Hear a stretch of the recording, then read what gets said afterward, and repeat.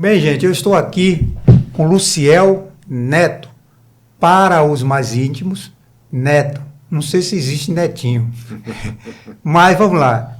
Ele é um cara muito relevante aqui na nossa sociedade, diversos trabalhos eu tenho observado, trabalhei com ele já e tudo. Ele é museólogo, bacharel em Direito, pós-graduado em Gestão Pública, membro da Academia de Letras e Artes da região metropolitana, né, de Salvador, ex-subsecretário de Cultura, ex-secretário de Esporte de Camaçari. Bem, Neto, queria saber de você um pouco sobre cultura, né? Porque eu vi que você é um cara que tem uma especialização nessa área, um conhecimento, né? E uma área muito conturbada, né? Assim, em termos da população ter acesso e conhecimento da tramitação desses projetos. Me fala aí um pouco sobre isso. Bora começar do início, né? A minha formação é em museologia pela Universidade Federal da Bahia, então eu já vinha, né, trilhando este caminho através da academia. Quando saí da universidade, fui trabalhar na empresa privada, na área de cultura. Eu fui para a Dose Produções Artísticas e Empreendimentos Limitada. Lá na Dose eu passei uns 3 anos, mais ou menos, e depois a gente via para aqui, para Camaçari. Cheguei aqui em Camaçari em 1993, né, para trabalhar como coordenador de cultura. Vim para trabalhar na cultura. E na época era Gilberto de Rico, vice-prefeito, foi ele quem me trouxe, vim através dele, e Edson Costa era o secretário. Então, na nossa discussão, no nosso conhecimento, nós fomos nos conhecendo, fomos conversando. Tinha uma menina aqui de Camaçari que iria para ser a coordenadora de cultura, que é Neidinha, do Baneb na época, mas infelizmente ela não conseguiu a licença sem remuneração que tinha pedido ao banco, não conseguiu. E aí eu ocupei o cargo de coordenador de cultura, isso aí já em 1993.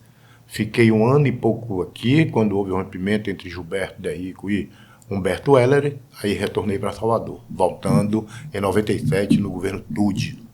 Né? Aí já voltei como coordenador de cultura também, a coordenação de cultura ainda era atrelada à Secretaria de Esportes e Lazer. Com o tempo, ela desatrelou, passou a ser uma coordenação de cultura ligada direto ao gabinete do prefeito. Então, a minha trajetória aqui em Camaçari é essa trajetória. O início, né? Esse é o meu início. E aí eu gosto sempre de ressaltar das pessoas daqui de Camaçari que me recepcionaram, tá entendendo? Para que eu me sinta hoje filho desta cidade. Aí eu destaco Luzinete da Hora, eu destaco, como é o nome dela, rapaz, que foi da TVC, Dilda de Jesus, eu destaco Elmo, eu destaco Taroba, eu destaco Jorge Fuampa, dessas pessoas, quando eu cheguei aqui, que me trouxeram para o seio deles e disseram, não, você está aqui com a gente. Solange Borges, não posso me esquecer, foi uma pessoa também que me acolheu bastante, a gente já começava a discutir essa questão de negritude, de raça, tá entendendo? De crença. Essas pessoas foram que me acolheram e com isso eu passei a fazer parte daqui. Eu sou um filho adotado de Camaçari e agradeço a minha mãe adotiva por tudo. Ela me deu régua e compasso. Esse pessoal que você falou eu conheço, são tudo gente boa, de alto gabarito, né? Vamos dizer assim, pessoas muito boas. São pessoas que eu trago no meu coração sempre. Aí, vamos lá, vamos entrar um pouco na cultura, depois a gente vai entrar um pouco na política aí. Essa questão cultural, né? Cultura em si, qual é a sua visão sobre isso no Brasil hoje, real? Olha só, hoje a gente tem lampejos, né? As coisas começam a melhorar. Por quê? O próprio governo federal, a partir do momento em que ele reestrutura o Ministério da Cultura e implementa leis de incentivo, né, de amparo e de fomento à cultura, isso aí já é um grande passo. Hoje o próprio Ministério da Cultura, com as diversas secretarias, sejam elas estaduais, sejam elas municipais, já trabalham na perspectiva da criação de um Sistema Nacional de Cultura. Um Sistema Nacional de Cultura um sistema igual ao SUAS, que é o Sistema Único da Ciência Social, o SUAS, é um sistema que nem o INSS, tá entendendo? Então, são sistemas como esse que você pega desde o início até a ponta, onde você vai ter todo o fazedor de cultura, todo o produtor cultural, ele ali cadastrado, onde você vai ter essa possibilidade, através dos mapas culturais, fazer esse levantamento, onde esse produtor, onde esse fazedor de cultura possa participar de todo e qualquer processo seletivo, seja ele municipal, estadual e federal. Isso é muito bacana. Eu tive a oportunidade de estar em Brasília, na Conferência Nacional de Cultura, onde tinha pessoas de todo o Brasil, né? Aí você passa a ter uma visão geral do Brasil, porque é difícil, vamos supor, no norte, tem pontos de cultura que o cara leva 2 dias para chegar de barco. Tá entendendo? As diferenças. Mas tem lá o fazedor de cultura, o cara que é resignado, o cara que está lá fazendo cultura, que isso nos impressiona, que é completamente diferente da gente, que tem a nossa dificuldade, mas não tão grandes quanto a dificuldade deles. Tá entendendo?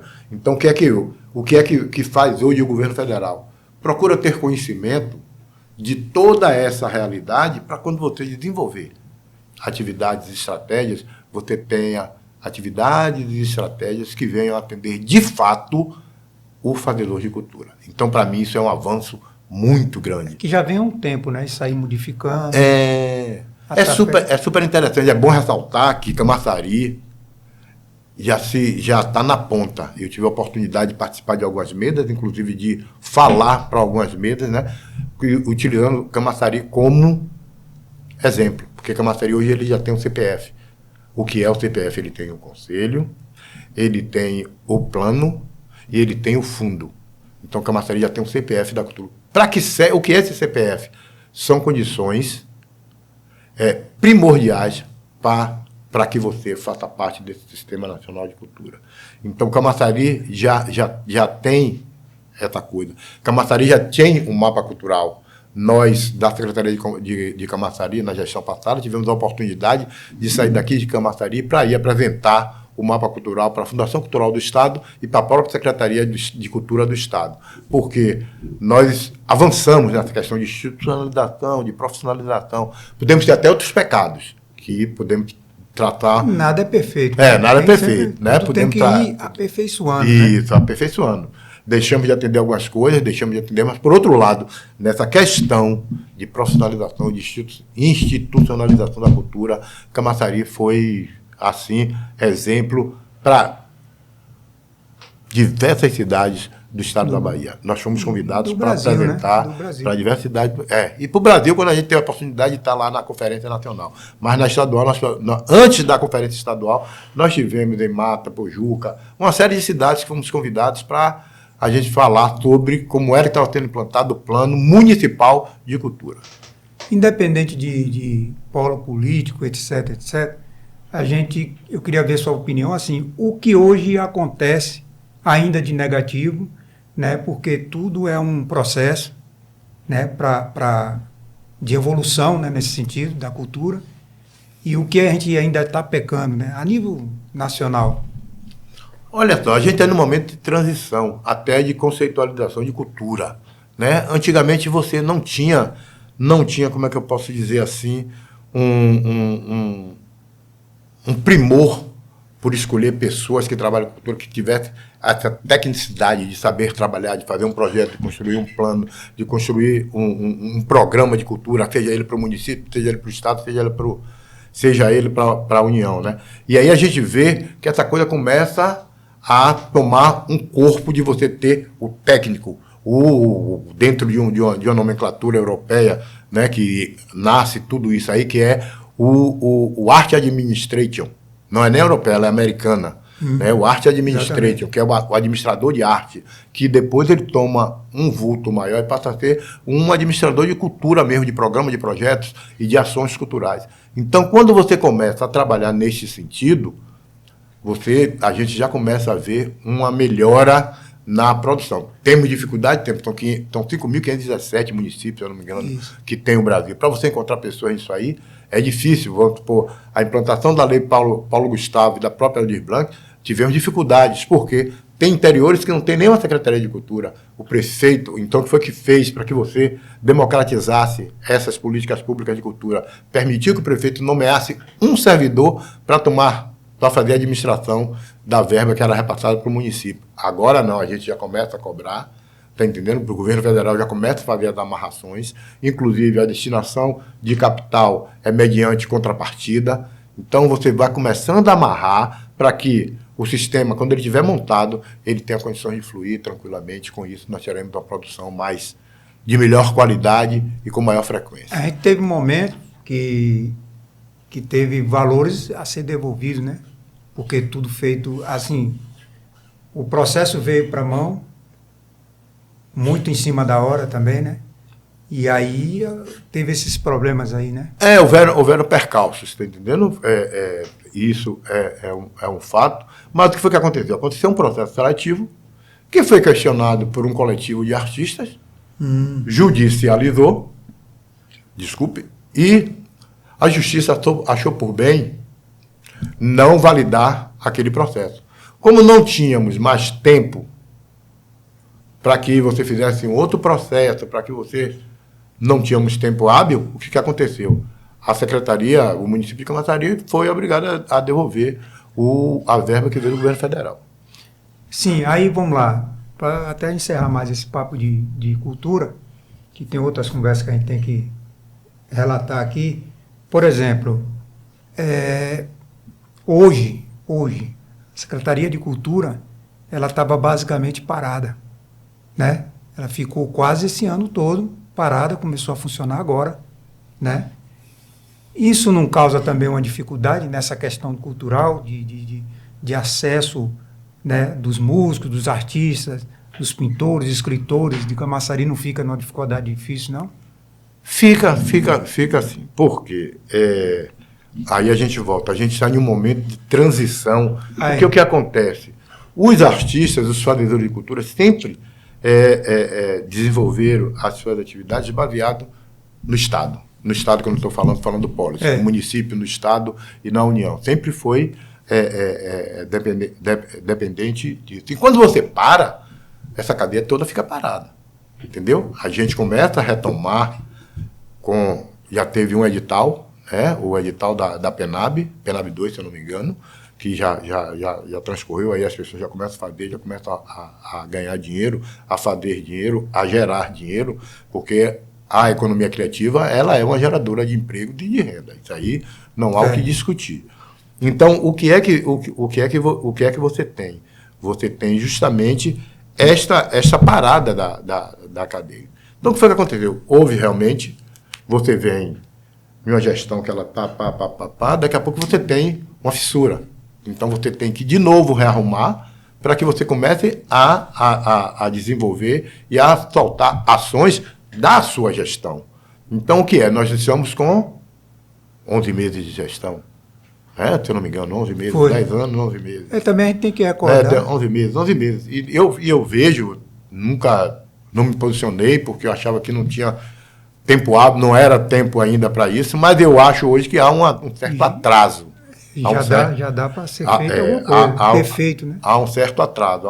Eu lembro na época que a gente também tem que reconhecer algumas coisas. Por exemplo, eu lembro da situação quando você foi para a cultura, chegou lá e a situação que estava lá, né? Porque geralmente eu acho isso aí até ridículo, né? Sai um governo e às vezes deixa depredado alguma coisa, ou até deixa de cuidar. E aí eu lembro que você estava arrumando para poder ela funcionar logo no começo do governo, né? Limpando, fazendo isso, correndo para lá. Lá na Cidade de Saber? No primeiro governo. Isso, no primeiro governo. Porque aquela coisa, nós fomos logo surpreendidos, porque houve uma auditoria.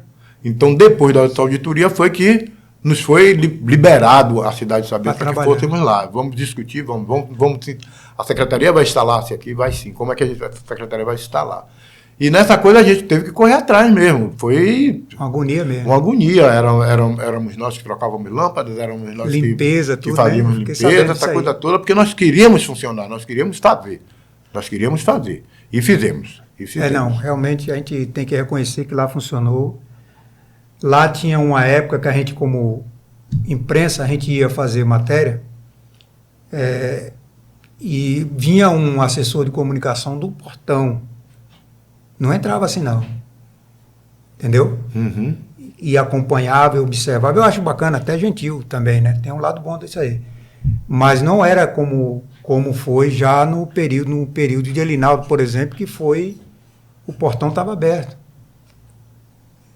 Trouxe consequências boas e ruins, mais boas.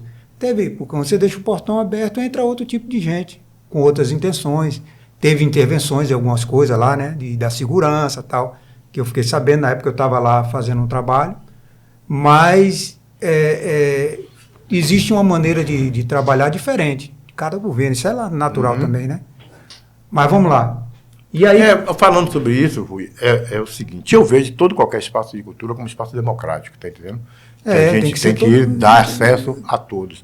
Eu tive a oportunidade de sair de São Paulo, eu não me lembro agora o nome do Centro Cultural, ele fica na Aclimação.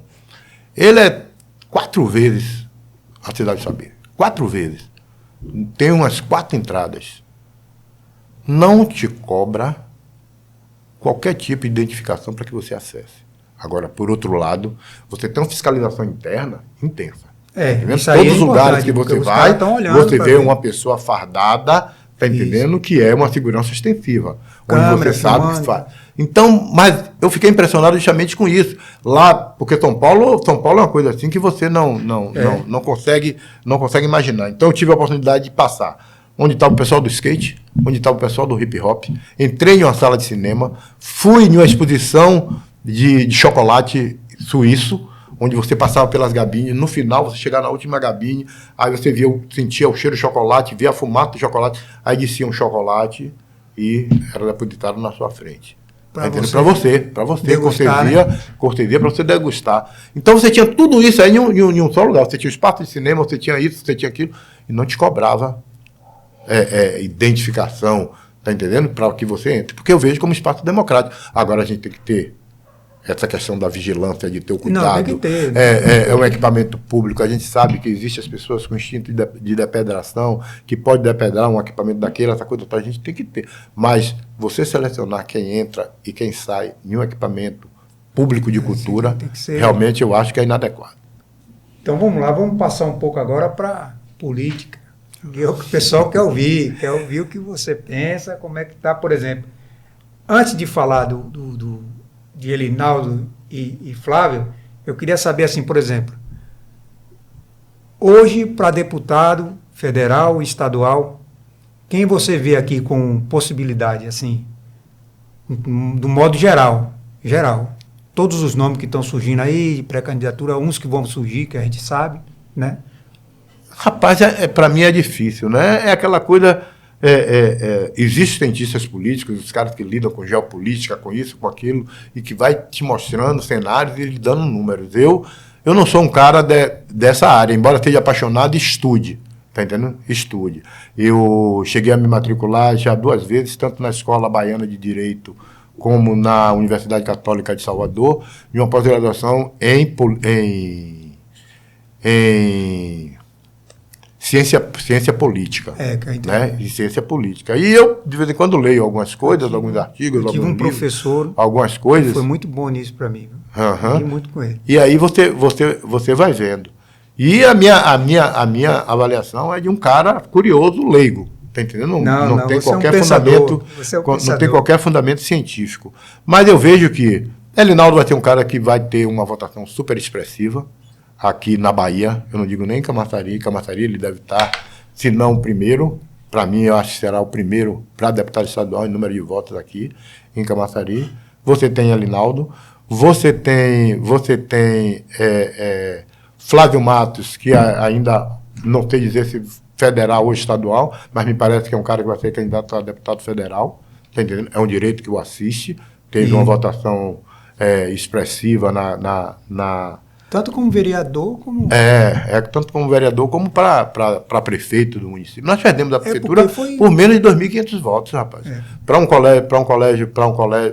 colégio de 201 mil votos, isso é 0,1. Tá entendendo? É 1%, aliás. Então, você vê que é uma coisa que o cara pontuou. Direito que ele tem e que está galgando, né? Você já tem a deputada que já representa a a oposição aqui dentro do município, que é a Ivoneide Caetano, que deve também ter uma votação em virtude do próprio esposo, né, que é o prefeito do município. Nós temos Paulo Aze, que tem uma votação, e a nossa novidade, podemos dizer assim, é o Manuel. O Manuel saiu candidato a deputado estadual. Teve 16 mil, se eu não me engano, em algumas coisas, né, de votos aqui em Camaçari. E agora vem para a federal, onde haverá uma disputa, não digo um racha, mas uma disputa entre ele e Paulo Aze no campo da direita para ver qual será o mais votado aqui no nosso município. Mas esse é mais ou menos o cenário que eu... Aí, você está falando aí, eu me lembrei de uma coisa. A gente teve, assim, para vereador, eu até me surpreendeu. E eu acho que surpreendeu, talvez até a pessoa. Que foi um cara muito conhecido, já foi prefeito aqui várias vezes, Tude, né? Foi candidato a vereador, aí não se elegeu. Você acha que isso aí vem com a questão partidária? Como é que foi isso aí? Você vê isso aí como? Rapaz, eu vejo o seguinte, a gente não pode perder que houve uma renovação de eleitor. Tá entendendo? Pô, Tude teve um papel importante, foi um prefeito importante, 97 a 2002, né? Porque ele saiu, o Helder ficou até 2004. Então, 2002. Saiu candidato agora 22 anos depois. Um menino de 20 anos não sabe o que foi Tude.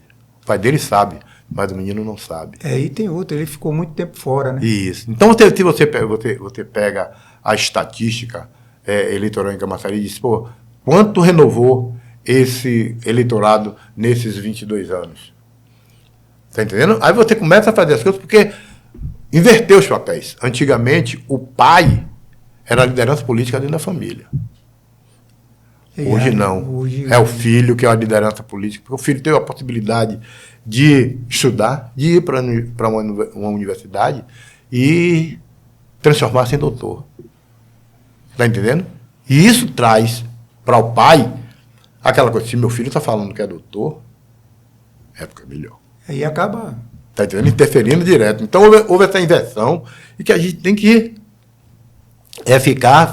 ficar ligado nisso aí. Vamos supor, a eleição para prefeito mesmo de Camaçari, houve por parte do Grupo Azul uma participação intensa de juventude. Foi, realmente. Uma participação intensa de juventude, está entendendo? Então você vê que essa juventude, ela hoje, ela é determinante. Exatamente. Ela hoje decide jogo. E a gente tem um histórico aqui. Humberto Hélio teve um contrato com a TV, a esposa dele apresentava um programa na Camaçari TV. E aí, rapaz, eu sempre conversava com ele, virou meu amigo, e eu, um cara com a cabeça lá na frente. Ele me falava muito sobre a política daqui, como é que eram os arranjos, né, e bastidores. E aí ele falou muito sobre um certo acordo que existia entre os grupos políticos.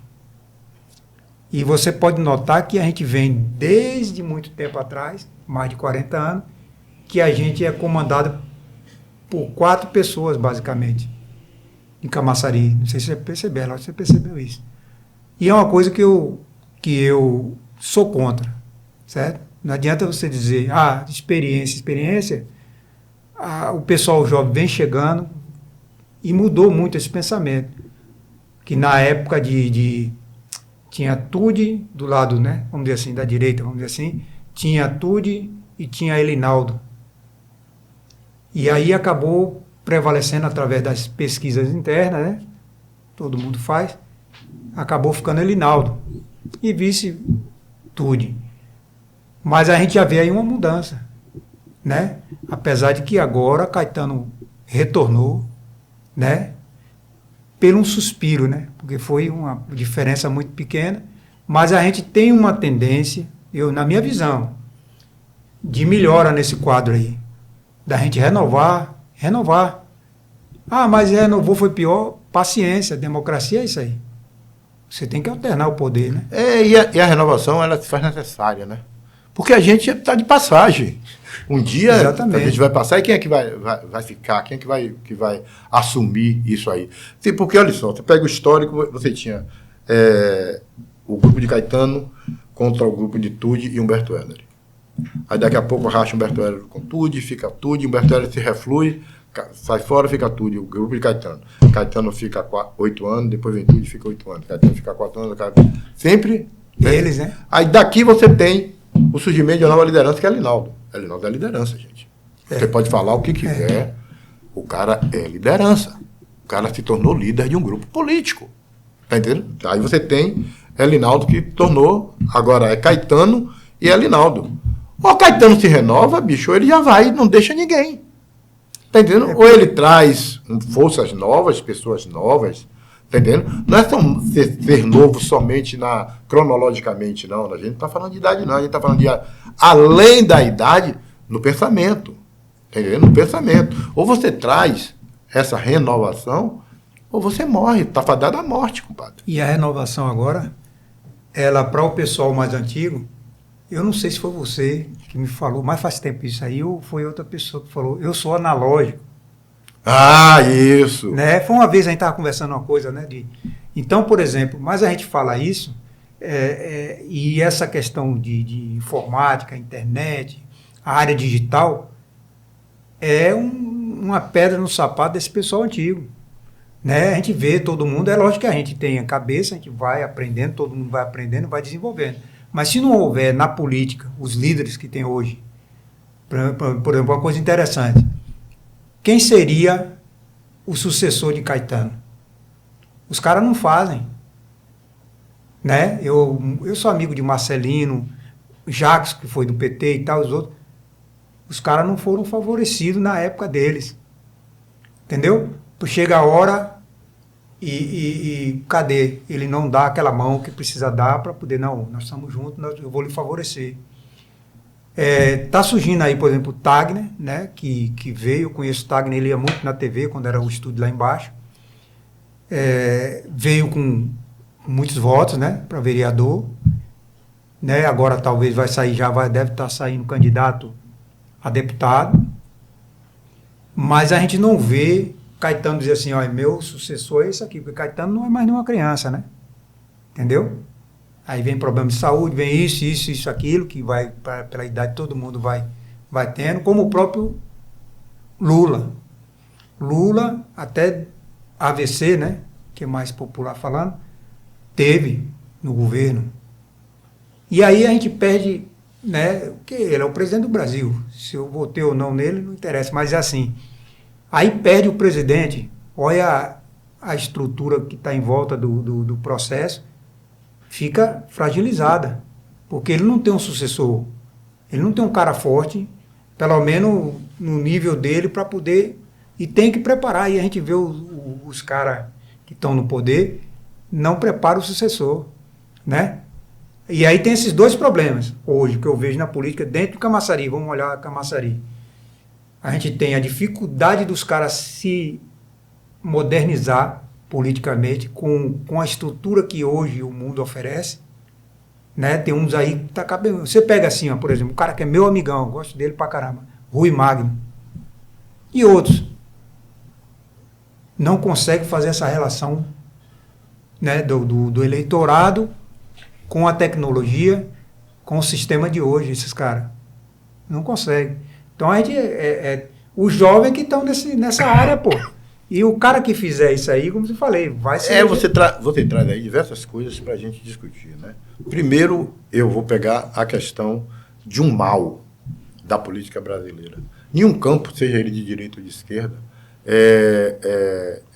tenha essa preocupação em fazer nomes de sucessão. Ele geralmente não deixa que nenhum nome cresça mais do que o dele dentro do campo dele de atuação. Entendendo? Isso é você garantir a sua permanência. Isso é prático, isso a gente vê no dia a dia. Então, para você romper essa barreira, é muito difícil. É muito difícil. Por isso que tem a lei de reeleição, né? Tem eleição, mas não pode o cara vir e ficar perpetuar no poder.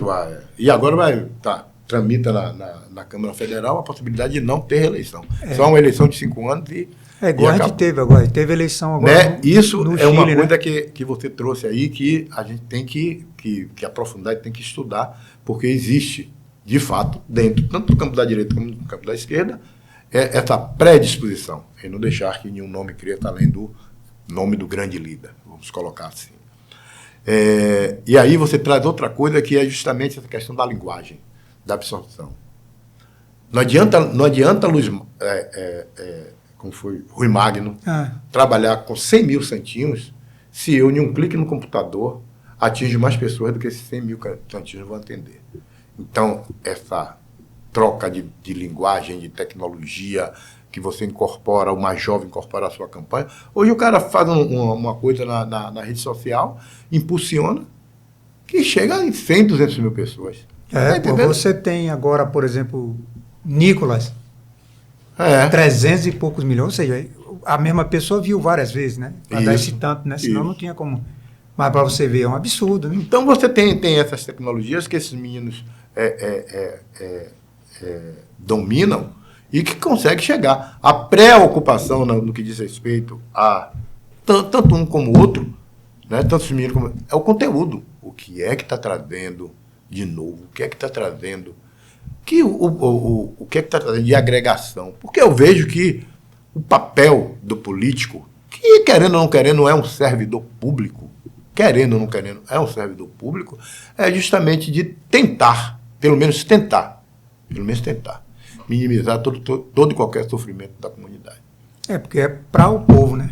Tudo é feito. Minimizar. Não digo que vai solucionar, mas pelo menos ter o interesse em minimizar. Aí vamos lá. Há uma coisa que eu acho interessante. Uma vez, uma secretária estava conversando comigo, a gente conversando assim, e aí ela me falou em candidatura, etc, etc. E aí surgiu a conversa, e aí eu questionei, eu disse, se é dessa forma, por que Camaçari não elege, quando elege é uma só, né, vereadora? A gente não tem... Eu acho estranho isso, né? A gente tem uma população feminina muito grande em Camaçari, e quando chega na eleição, uma, ou às vezes nenhuma, o próprio prefeito, como foi o caso de Elinaldo, que teve que tirar, para colocar na secretaria, para poder a mulher, não vou falar nome, assumir a vaga, né? Rapaz, olha só. Eu vou puxar somente um aspecto. Né? Mulher. É aquela coisa, é mãe, é rosa sem espinho, é isso, é aquilo. Então, quando você passa essa visão de mulher, é a rainha do lar, é isso, é aquilo, você dificilmente se vê essa mulher como ser política. Você tira ela de foco. Isso é coisa feita de homem, da sociedade machista, que faz propositalmente para que isso aconteça, tá entendendo? Eu estava discutindo essa semana com um colega meu lá em Salvador, a gente discutindo justamente nessa questão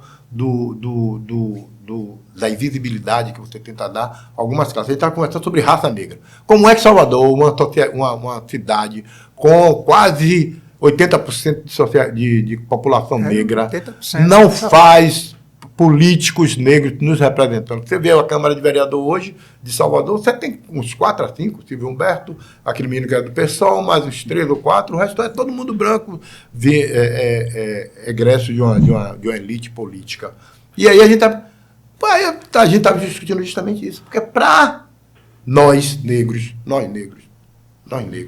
a gente chegou a pensar da nossa capacidade.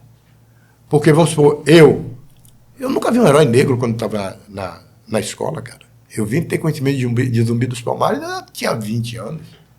Tá entendendo? E muita gente não sabe que a gente teve um presidente negro. Isso, tem uma série de coisas, sabe, que né? Invisibiliza, nos invisibiliza. Dificulta a nossa... Dificulta que a gente saiba quem somos nós, porque a gente só se reconhece a partir do momento que a gente se conhece. Se eu não conheço, como é que eu vou me reconhecer?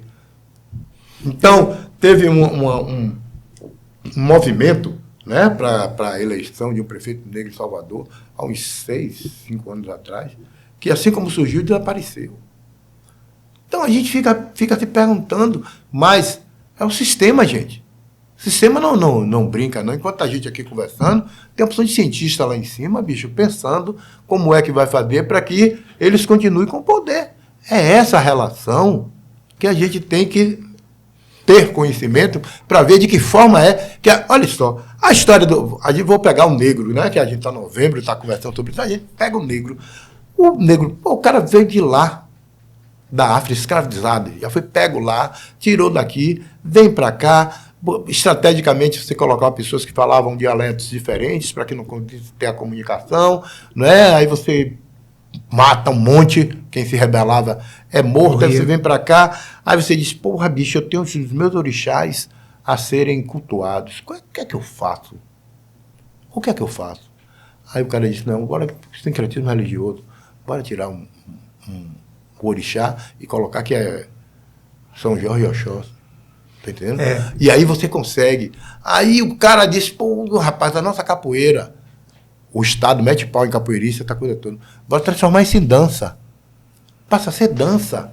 Mas quando você tem necessidade de dar o AU, de dar teve que os driblar, golpes. Né? Driblar um monte de coisa. Então você teve que driblar um monte de coisa para que você permanecesse, para que você fosse quem é hoje, tá entendendo? É o que eu digo sempre aos meus mais próximos, né? Quando a gente está conversando, é que nós, hoje, negros, necessitamos descobrir um mecanismo que nos permita atravessar o corredor que lhe separa a senzala da Casa Grande. Porque a gente está na senzala, a gente tem um conhecimento, hoje a gente tem uma série de negros que acumulam conhecimento científico muito grande, mas quando vem nessa transição de sair da senzala para a Casa Grande, alguém vem e nos derruba. E esse dibre, né? Dibre que eu falei, tem que ocorrer até hoje. E vai continuar. Isso é. Certo? Porque, por exemplo, você tem... Não vamos falar somente em cotas, né? Você tem outras coisas que acontecem. Por exemplo, quando a gente era criança, eu estudei mais lá no Sul, eu nasci em São Paulo. E o que passaram pra gente era tudo diferente, cara. E inclusive aqui, onde é o berço, você chegar ali no Pelourinho, você vê as correntes lá ainda. Né? Você vê lá tudo, os lugares. Aí, por exemplo, eu cheguei aqui em Camaçari, meu avô ainda vivo, andava de cavalo, ele e tal. Aí um dia eu conversando com ele, ele me falou sobre meu bisavô, que o vestimenta dele era aquele saco de farinha, saco de açúcar, aqueles negócios lá. Se vestia daquilo, né? E aí ele me contou desse meu tataravô e falou que ele veio no colo, fugido, né? Dos engenhos, dos lugares onde ele tinha os patrões, né? Os caras que escravizavam, né? E muitos negros fugiram. Porque ele falou assim, meu filho, isso aí foi uma pessoa que pode me falar mais próximo da escravidão do que a gente. Por exemplo, ele chegou e falou assim, não era como você viu no colégio lá, não, nos livros, não tem nada a ver com aquilo. Seu tataravô veio, que os pais dele fugiram, disseram, nós não aceitamos viver na corrente. E fugiu, mato adentro aqui. Tanto é que a gente tem até terra ali na Capivara, da família, entendeu? De Damião. Uma história bonita, sabe? Uma hora eu vou lhe contar. Mas você vê que a história oficial, ela é contada pelas elites, ela não é contada porque muitos de fato viveu, não. E outra coisa, ele falou assim, você acha que quem conhece, é lógico que tinha o Negro do Mato, o Capitão do Mato, que eles falavam, mas ele disse, você acha que quem conhece, e a sabedoria do meu avô, falou assim, você acha, meu filho, que é um branco que conhece mais a mata do que um negro? A saúde de um negro, né, que foi testada só no navio, o cara que tossia, espirrava e jogava no mar. Para não estragar a mercadoria, porque era mercadoria. Isso. Entendeu? Essa reparação, eu não comento muito sobre isso, né? Sobre cota, sobre essa, já que você tocou muito nesse assunto, mas eu acho que ela, até certo ponto, ela é justa. Tem os dois lados, né? Não, eu acho que ela é justa de todos os pontos. Não tem nem certos pontos. Não, eu acho ela justa de todos os pontos. Não, mas deixa eu explicar. Porque você pega, hoje, não estou falando, a gente tira a escravidão aí e deixa só os negros na situação que ele vive e que ele foi tratado, e é tratado até hoje. Só aí já tem que ter uma reparação. Ah, mas que reparação? Esse aí é um paliativo. Véio. Essas ideias de cota de estudo, tal e tal, isso é um paliativo, é coisa pequena.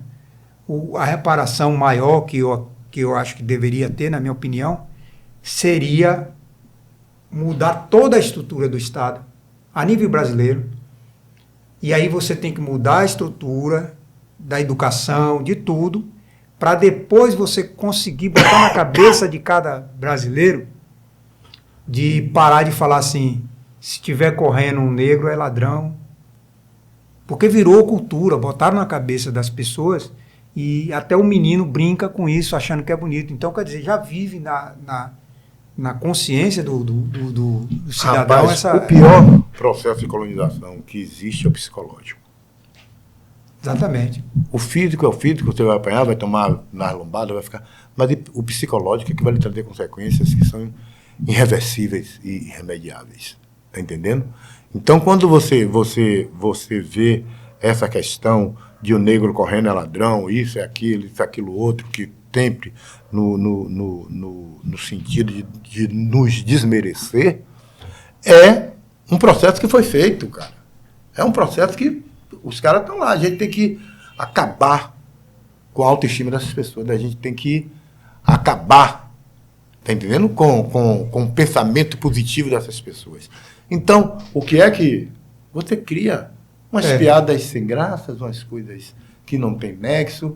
E aí tem uma coisa que é fundamental, que é a educação, irmão. É a base de tudo. É a educação. Então você cria um processo educacional completamente descomprometido, onde tem uma história que não corresponde à história, tá entendendo? Você tem uma série de histórias, você não tem uma história, tá entendendo? Então isso compromete, não é pouco não, é muito, por isso que eu digo a você que não tem ponto, qualquer um, eu acho que essas políticas públicas são válidas, tá entendendo? Porque Jorge Portugal, que Deus o tenha, eu acho que é um cara injustiçado, que deveria ser muito mais reverenciado pelos baianos do que é. E ele tem uma letra de uma música chamada 14 de Maio, que Lazo canta, né? Que a realidade é a nossa realidade. Dia 14 de maio, estamos aqui todos libertos. Com o quê, irmão? Para onde? Para comer o quê? Para ser o quê?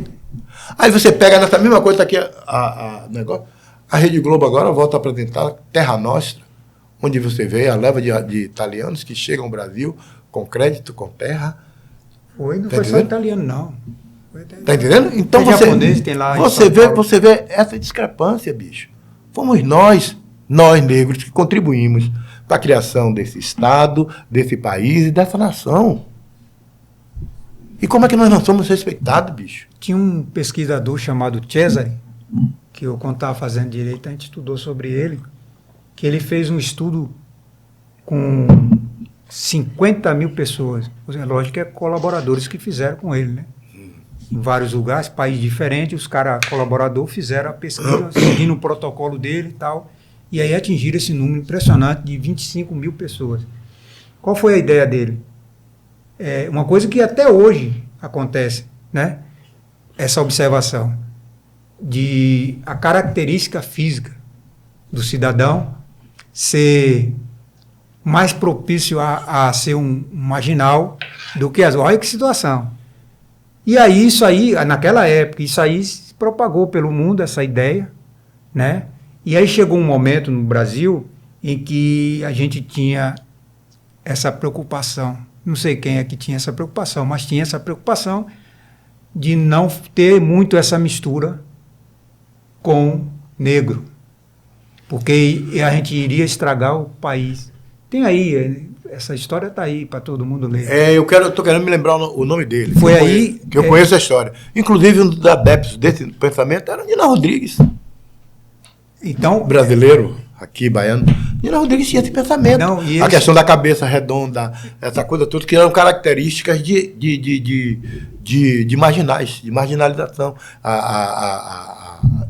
Você trazer algumas características, e essas características tinham uma relação com as características da raça negra. Está entendendo? Então existiu... Aí por isso que eles começaram a trazer... Isso, não, existiu no Brasil, na colonização, após o ciclo de cana-de-açúcar, de ouro e tudo mais, quando entra o ciclo do café, que é o ciclo onde você se insere uma série de europeu, né? Existia esse pensamento de você branquear o Brasil, tornar o Brasil um país branco. Negar essa negritude. Está entendendo? Negar essa negritude. Existia, tem um nome dessa política que eu não me lembro agora. O cara velho é uma desgrama, né? A mente já não vai funcionando mais como a gente quer. Mas vamos deixar para lá essa questão da nomenclatura e vamos para o que interessa, que é o conteúdo. Existia por parte do Estado brasileiro um pensamento de você dizer que o Brasil era um país branco. Está entendendo? Realmente existiu então, quando você traz esses italianos, alemães, japoneses, esses europeus para aqui, era no intuito de transformar o país em um país branco. E o negão que estava lá? Porque quando você está no dia 14 de maio, a gente vai para as encostas do morro. Ali que nascem os sapateiros, os ferreiros. Está entendendo? É ali. A gente tem que sobreviver. Vai sobreviver de quê? Bora aqui, consertar sapato, cozer, fazer isso, fazer aquilo, para que você sobreviva. Enquanto que os europeus chegam com financiamento. O Banco do Brasil foi um dos grandes financiadores. Financiamento, cessão de terra, todos os benefícios que você pode dar para a fixação de uma classe aqui no Brasil, esses caras tiveram. Enquanto isso, nós não tivemos nada. Você já esteve lá no bairro da Liberdade, em São Paulo, que é japonês, todo lugar que você vai, tudo. Inclusive a decoração de poste, tudo é japonês. Entendeu? Eu não sou contra ninguém, o pessoal vir de outro país ou vir de uma cidade para outra.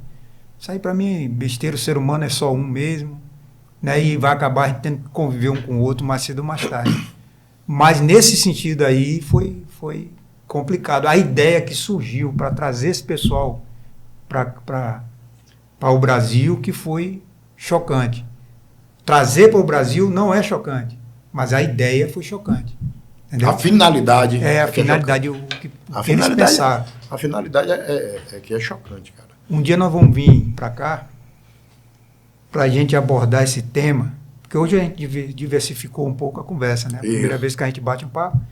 Aí nós vamos um dia, né, fazer um programa todo relacionado a isso. Com a história, com toda a ideia, entendeu? Com a ideia de tudo. E vamos lá. Aí voltando para a política, essa questão de Elinaldo e Flávio. Existe mesmo essa briga? É uma estratégia? O Rui, é o seguinte, eu não estou vivendo próximo para dizer se sim ou que não. Está entendendo? Eu acho que existiu, de fato, existe, de fato, um estranhamento que eu avalio, né, como perca de tempo e de energia, porque nós temos que estar juntos em 28. 28, a prefeitura passa por estarmos juntos, Elinaldo e Flávio. Flávio e Elinaldo, não sei como é que a gente vai fazer essa arquitetura e essa engenharia, mas passa por isso aí. E, desculpe, e vejo que já está, se ouve, já está na hora de parar, tá entendendo? Né? Já está na hora de chamar, conversar, olha, velho, não gostei que você fez isso, não gostei que você não fez aquilo, bora fazer isso, bora fazer aquilo. Como dizem os mais antigos, né? Eu venho do Recôncavo, venho lá de Cachoeira, e minha avó sempre falava comigo, uma coisa que eu trago o pior do que o não dito é o meio dito. Meio dito. Então, vamos para o não dito, olha, me desculpe por isso, me perdoe por isso, não foi isso que eu quis dizer, era isso que eu queria dizer, você me interpretou mal, para a gente pacificar, tá entendendo? Para a gente pacificar e começar a trabalhar já na perspectiva de 28. Eu vejo que a gente não pode pensar política a curto prazo. Política é médio e longo prazo. Não adianta. O que não é hoje pode ser amanhã. Entende? Exatamente. As coisas mudam. É o que? Vamos conversar, bora ver como é que faz. A gente já chegou demais, já causou arranhões muito profundos. Vamos ter que botar muita pomada para que cicatrize. Tá entendendo? Bora cicatrizar. Bora ver de que forma é que a gente pode recompor, porque é fundamental. Essa recomposição ela é fundamental. Eu vejo, essa é a minha avaliação. Em 2028, a gente tem aí, com certeza, Elinaldo candidato, né? E por isso que eu falo que, no caso aí, Caetano deve vir de novo, certo? E aí você vai ver Elinaldo e Caetano, que já teve isso aí, né? Já. Da vez que teve, Elinaldo venceu. E dessa vez, eu acredito que talvez se fosse Elinaldo, teria ganho. Que a campanha seria diferente, um pouco diferente. Ou, é mais lógico que já tinha 8 anos, não podia se candidatar de novo. Mas ele, no caso, é muito mais liderança do que Flávio. Flávio é meu amigo pessoal, vou trazer ele aqui, é gente boa. Gosto dele de graça mesmo. Mas em termos de experiência, Elinaldo tem mais. Né? A gente vê que tem mais. Por isso que eu acho que, por exemplo, eu tenho uma foto, não sei onde está mais essa foto, que tem Tude andando nos colégios, nas casas, fazendo campanha. Naquela época do 11, né? Tinha um 11. E quem estava do lado, Elinaldo, com a cara de menino ainda. Ali ele estava fazendo o quê? Um estágio, aprendendo, pô. As coisas têm que começar, tem um degrau, o primeiro degrau da escada. E eu acho que Flávio deu um pulo também muito rápido. Cresceu muito rápido. Elinaldo é um cara que me impressionou e muito. Pela sua perspicácia, inteligência, astúcia. Um dia eu vi você falando disso aí. Eu me lembro que eu fui em uma reunião na Glebacê, uma reunião montada por Rui Magno e por, como é o nome dele, que foi presidente da Câmara durante um bom tempo? Mônaco. Zé Mônaco. Então montou essa reunião na casa de uma professora lá na Glebacê, que tinha uma escola particular. Né? Mãe de, como é o nome dele, que foi presidente do clube. Grandão, altão. Aí nós fomos para lá. Aí Jorge estava lá, Jorge presidente do PFL à época. Né? Aí nós fomos para lá, para essa reunião. Os caras queriam Caetano sair candidato a prefeito. Não foi? Foi Caetano candidato a prefeito. Foi Ademar. Foi Ademar, candidato a prefeito. Não, Caetano candidato a prefeito. E aí os caras queriam fazer uma composição, trazer tal, Mônaco. E aí Jorge foi para lá. Aí daqui a pouco entrou baixinho, com bigodinho. Até hoje eu me lembro, uma bermuda jeans, uma camiseta. E o cara, pau. E eu olhei assim e digo, porra, que é esse baixinho, rapaz? Aí eu digo, porra, cheguei para Jorge. E aí que esse baixinho, Jorge disse, não, Elinaldo, rapaz, eu vou tentar trazer ele para o partido. Aí Jorge saiu, conversou com ele, ali mesmo. Quando conversou com ele, ele era a liderança política de Raimundo Blumet. Aí Raimundo Blumet não queria, que Raimundo Blumet ficou adoentado, né? Aí se afastou, não saiu candidato, não ia sair candidato. Aí Jorge aí botou ele para falar com Tude ali mesmo. Então o Elinaldo aqui, os dois conversaram lá, não estava lá. Aí só vi quando o Elinaldo tinha falado para sair com o mesmo número de Tude, candidato a vereador, mesmo número de Tude tinha tido, acho que deputado estadual. Aí tu disse, não tem problema não. Jorge veio, conversou com o Elinaldo. Isso era no final de semana. Na outra semana, irmão, Elinaldo já estava em campo, velho. O cara... Já estava em campo. Ele encara mesmo as coisas, tome aqui, vai pá. Aí o cara é candidato. Aí o pessoal dizia que dos candidatos que tinham, os eleitos seriam Cupertino, a esposa de Helder, mais 2 caras, o Maurício Bacelar, outra pessoa e Jorge Curvelo. 5 faziam oposição. 5 faziam oposição. E aí vem a eleição, tal. Aí vem Elinaldo primeiro que leva Jorge Curvelo. Você vê a determinação do cara. Foi isso mesmo. Na segunda eleição, eu me lembro que Dudu do Povo era a liderança de Jorge, levava a gente pro satélite, a gente tá lá no satélite embaixo, quando aparece lá em cima, Elinaldo trabalhando, compadre, batendo de porta em porta. E aí o cara teve a maior eleição para vereador aqui em Camaçari. Eu lembro disso aí. Realmente foi. Então você vê o cara como ele é focado, como é que ele quer as coisas. Aí ele é vereador. Ele chegava na Câmara, rapaz, tipo 7, 8 da manhã. Você podia ir lá, tinha dia que você podia ir lá. 20, 22 horas, ele estava atendendo. Eu estou falando porque o Jorge Curveiro também tinha o gabinete dele e que era também esse fluxo de pessoas. Na época, Jorge prestava serviço advocatício para essas pessoas. Então, tá, aí ele vai, né? Jorge, ele vai nessa crescente. Aí ele vem com o movimento Camaçari nos bares. Eu me lembro que na sala de Jorge tinha um sofá grande assim, e que ficava sentado. Eu, Cleiton Pereira, S. Pereira, Jamerson, Max, Raimundinho, uma galera ali conversando política, né, todo mundo se achando político, cientista político e tudo mais. Aí nós dissemos, porra, bicho, vamos falar com o Alinaldo que vai começar, tá começando muito cedo, velho, que a gente começando agora talvez não tenha fôlego para levar até... Chamamos ele sentou lá, brincando, aí a gente foi falar com ele. Parceiro, a gente vai aguentar, parceiro. O negócio é a gente começar. Depois disso aí, a gente vai aguentar. E a partir dali, velho, vamos aqui, vamos lá, vamos aqui, vamos aqui. Porra, e o cara começou, pra mim, um dos dias mais tristes, pra mim foi no que iria ser no Novo Horizonte. Foi no dia que prenderam ele. Bicho, você viu uma tristeza nos olhos das pessoas, cara, que você começava a ficar impressionado, bicho. Tá entendendo? Esse cara. E aí eu digo a você, hoje, Elinaldo é líder. E a questão da administração. Não, mas quando a gente que ele aprendeu, né? Hoje, Elinaldo é líder.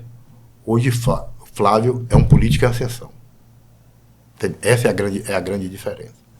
Flávio é um cara que tem uma equipe. Eu tive a possibilidade de conversar com os meninos que compunham a equipe de Flávio, nas reuniões que eles me convidaram. Eu fiquei impressionado com o nível de profissionalismo dos caras e de conhecimento. Tá entendendo? Tudo jovem, né? Tudo jovem, tá correndo atrás do conhecimento, querendo conhecer essa coisa toda. Porra, vamos lá, vamos continuar correndo atrás desse conhecimento, para que nós possamos colocar em prática a partir de 28, tá entendendo? Vamos lá, bora. Vamos ver, a gente vai ter que achar um denominador comum para 28. Eu vejo que o grupo, o time azul, você está até de azul hoje, o time azul, né? Daqui a pouco vai dizer que... O time azul tem que arrumar alternativas para que nós consigamos confluir em um único objeto, em um único objetivo. Realmente, você falou tudo aí. E uma coisa que eu estava pensando, você falando aí, eu estava vendo assim, só um parênteses aí, com relação a o líder, seja de um lado ou do outro. Eu achava engraçado, mas é uma coisa positiva para ele, né? Por exemplo, Caetano, por exemplo, né? A determinação desses caras não é brincadeira. Aí Caetano, você podia fazer uma reunião com 2 pessoas. Quando ia baixar a porta do comércio, Caetano entrava. Ele ia para a reunião com 2 pessoas. Então, quer dizer, você pega um cara lá também, como a própria Lula, né, a história dele, não estamos falando de administração, nada, estamos falando a maneira do cara ser, levantar aquela bandeira e continuar com aquela bandeira. É os que levam mais vantagem, viu? Você pega Bolsonaro, foi 30 anos lá, praticamente, o mesmo discurso. Entendeu? Tanto de esquerda como de direita, você pode observar os líderes, os grandes líderes, eles têm um discurso só. É lógico que agora vem aquelas questões de a gente estar evoluindo, etc, em algumas coisas, digital, etc. E o que aconteceu com o jovem de Camaçari é que está acontecendo com o Flávio. E é o que está acontecendo com a maioria deles, tem que se adequar. Por exemplo, Elinaldo é mesclado, jovem e pessoal mais velho. Caetano agora está trabalhando, sempre trabalhou com jovem também, mas hoje ele está mais inteirado nisso aí. Então são os caras que não dormem de noite. Aquele Rogaciano, meu amigão, ele, conversando comigo, ele dizia que Caetano era foda. Ademar, por exemplo, 17 horas ele ia para casa. Né? Tinha aquele sistema dele, sistemático. Aí o Jacaetano, 2 horas da manhã, ligava para ele, rapaz, tem isso aqui, parará, parará. Ninguém tinha sossego.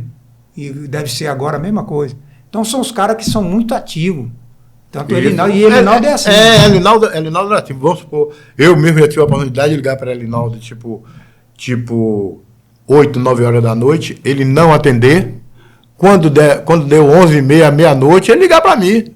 Meu chefe, o que foi? Você ligou para mim, eu não pude lhe atender, que eu estava ocupado assim. Você pode falar agora ou quer falar comigo amanhã de manhã?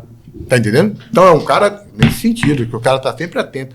Mas a gente trazendo essa juventude de Camaçari, o que acontece? Que para mim é fundamental. A formação da cidade de Camaçari, o desenvolvimento da cidade de Camaçari, a partir de 1970, com o advento do polo petroquímico, você teve o quê? Você teve uma chegada de pessoas de diversos países, de diversos estados, de diversas cidades. Essas pessoas, alguns ficaram, outras voltaram. Quem ficou teve filho. O filho começou aqui em Camaçari. Mas o que acontece em Camaçari? Camaçari, embora tenha um polo petroquímico, mas foi uma cidade que no início não foi desenvolvida para você fixar a classe média. Quem faz desenvolvimento de cidade é a classe média. É quem consome, é quem faz com que a cidade consumisse. Então você tinha uma Camaçari que as pessoas vinham, trabalhavam e voltavam. A prefeitura de Camaçari, na época do próprio Humberto Eras, tinha o ônibus da Sebastianense, que eram 8 ônibus levando gente para Salvador, cara. E eu cheguei... Você vê que ainda hoje você vê... Ainda nessa época, você ia um dia de sábado em Camaçari, ou no Iguatemi, na praça de alimentação, parecia que você estava em Camaçari, porque as pessoas iam para lá, oi. Isso é verdade. Então, com isso, o que foi que aconteceu? Com o advento da Ford, principalmente, o que acontece? Começa a surgir uns condomínios de classe média, vem uma cultura, uns caras com uma cultura metalúrgica que vem do Sul, acostumado a ter um nível de vida bacana, vão se fixar principalmente na orla. Guarajuba, hoje, se você for de noite, tem vida normal, porque tem gente lá morando. Tá entendendo? Vem, se fixa ali na orla, você tem negócio. E hoje, Camaçari, você tem uma rede privada de educação muito boa. Você tem as melhores tecnologias. Você tem as melhores tecnologias. Pitágoras, tal. Você vai encontrando no Dom Pedro, no SEMA, essa coisa toda. Aqui você tem um curso de medicina. E as pessoas começaram a se fixar aqui em Camaçari. E aí eu vou contar para você uma passagem que para mim foi surpreendente, brilhante e gratificante. Lá na Secretaria de Cultura, a reforma da Praça de Abrantes,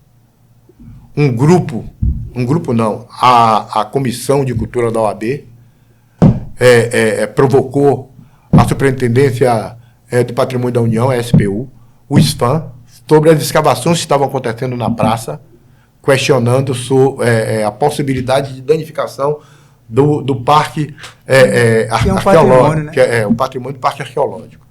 Aí a secretária chega e me chama, Neto, chegou isso aqui, velho, como é? Aí eu li tudo, eu digo, secretária, é o seguinte, eu vou em Cachoeira, porque o Departamento de Arqueologia da Universidade Federal da Bahia fica lá em Cachoeira, na Universidade do Recôncavo. Peguei uns 2 colegas, foi eu, se não me engano, Lélia, Átila, e mais uma pessoa. Vamos lá, vamos. E chegamos lá, procuramos o professor coordenador do colegiado, tal, conversamos, aí chamou o cara que tinha escrito a tese sobre a IU, e aí ele deu, olha só, lá você não tem problema se escavar até 80 centímetros. Pode ter problema se houver uma escavação que for acima de 80 centímetros. Como só era tirar o calçamento para botar outro, e outro, a gente pensa que na Praça de Abrantes tem realmente, mas a grande concentração, inclusive onde foi encontrado as urnas, é no outro lado. Lá onde tem um clube da Caixa Econômica, naquelas imediações ali. Aí o cara peguei todo... Foi naquela praça da igreja? Isso. Pô, Vila ali é histórico pra caramba. Pegamos todo o material necessário na escola para que consubstanciasse a nossa tese, né? E viemos. E tal, aí marcou uma reunião. A empresa, os engenheiros da empresa, o engenheiro da Superintendência do Patrimônio da União, o pessoal do SFAM, né? E a comissão da OAB. E aí a gente foi para lá. Tinha algumas coisas que estavam em desacordo, realmente. Tinha um quiosque que era em frente à igreja, que você do outro lado da praça não via a igreja, realmente. Isso aí a gente começou a negociar e foi sanado, tal. Mas, resumindo, para encerrar, quando eu vou conversar com os meninos, com os advogados e tudo mais, 5 advogados, todos 5 de Camaçari. Todos 5 filhos de Camaçari. Isso, para mim, bicho, foi de uma satisfação tão grande que eu digo, rapaz, são os donos daqui tomando conta disso aqui. Tá entendendo? Mesmo dando cabeça e tudo mais, mas são os filhos de Camaçari que querem a preservação da memória e da história do seu município. Isso para mim foi... Eu voltei radiante.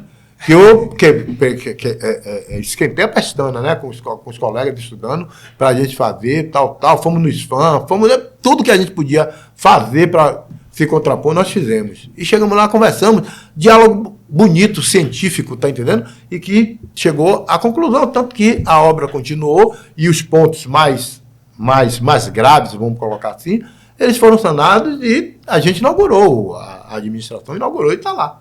Tá entendendo? Mas o que para mim me chamou a atenção é justamente isso. São filhos de Camaçari tomando conta de Camaçari. Quando você vê um cara como Elinaldo, feirante, filho de Camaçari, nascido que já pode não ter nascido na maternidade de Camaçari, mas vem para cá pequeno, né? É adotado pela cidade e é criado na cidade e vai para a feira e vai para a Kombi e vai para isso e chega a prefeito, porra, bicho, você disse. Rapaz, é filho de Camaçari. É filho de Camaçari. Tá entendendo? Que é quando você vê um que não é filho. Você vê um Flávio Matos, né? Te colocando como prefeito, filho de Camaçari. Se um Tagner vier te colocar, é um filho de Camaçari. Tá entendendo? Então você vê que é você te apropriar daquilo que é seu. De fato. Exatamente. E de direito. Tá entendendo? Por isso que tem que se movimentar, não pode ficar quieto. Não pode ficar quieto. Agora aqui, basicamente, para encerrar a nossa conversa, hoje, Neto tá articulando, tá trabalhando com o quê? Não, hoje Neto é avô. Avô, né? Avô. Tá cuidando do o papel número 1 é avô. Eu tive a felicidade, né? Eu até me emociono, né? De Deus foi muito bom comigo e me deu um casal de netos gêmeos. Pô, legal. Pérola e Antônio. Fizeram 2 anos na sexta-feira. Então, a minha vida hoje é levar para passear, subir, descer, matricular agora na escola. E eu mesmo tenho um tempo para mim. Eu digo, eu preciso dar um tempo. Eu trabalhei, eu fui servidor público, sempre fui servidor público. Tenho o maior orgulho de ser servidor público.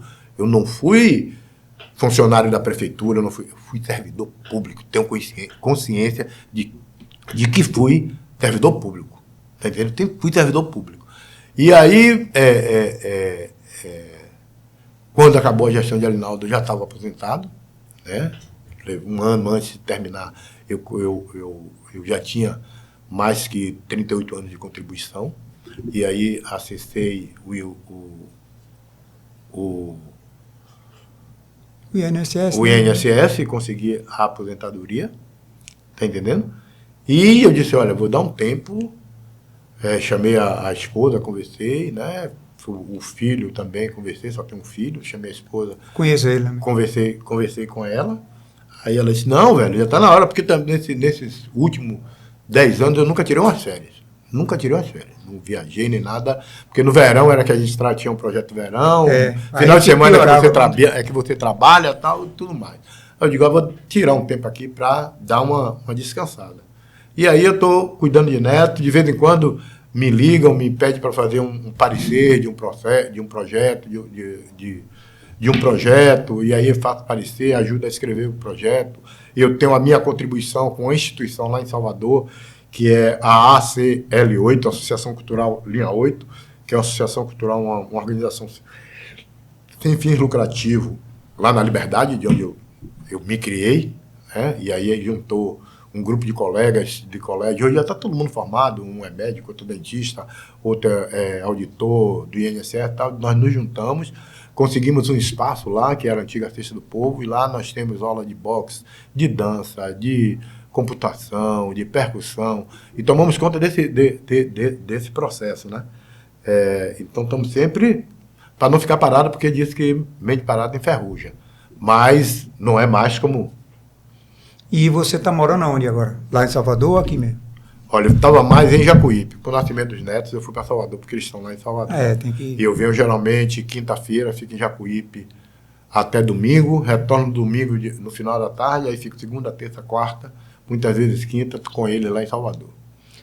Então é isso. Neto, eu tenho que agradecer, né? Primeiro que você é meu amigo, meu amigo particular, e a gente tem feito trabalho juntos já se conhece muito bem, e aí eu tinha que trazer você pela sua competência, não só também pela nossa amizade, certo? Conhecimento que você tem. E eu que agradeço a você pela sua benevolência, tá entendendo?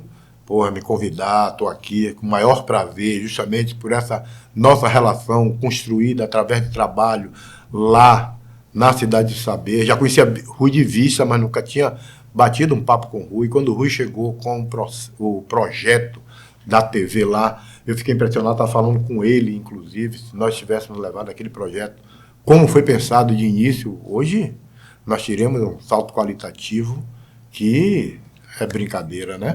Isso aí. Mas é coisas da vida mesmo. Então, não aconteceu porque não tinha que acontecer. E nós estamos questão aqui. Política e outras coisas que a gente não vai falar aqui agora. Nós estamos aqui. Então, eu tenho que agradecer a você, agradecer a todo mundo que teve paciência de assistir isso aí. E vamos em frente. Vou trazer ele de novo aqui, outras vezes, porque tem muitos assuntos. É um cara muito preparado para os assuntos diversos. E aí eu vejo que ele é interessante. Você é um cara interessante a estar aqui com a gente várias vezes. Rapaz, muito obrigado. Vou lhe chamar, vou lhe perturbar. Você vai ter que vir para cá, gastar Eu estou à tua disposição. Um chamado, um convite seu, para mim é uma convocação. Entendeu? Pode me convocar, que eu estou soldado. Estou aqui. Então pronto. Viu? Valeu, gente. Obrigadão, viu?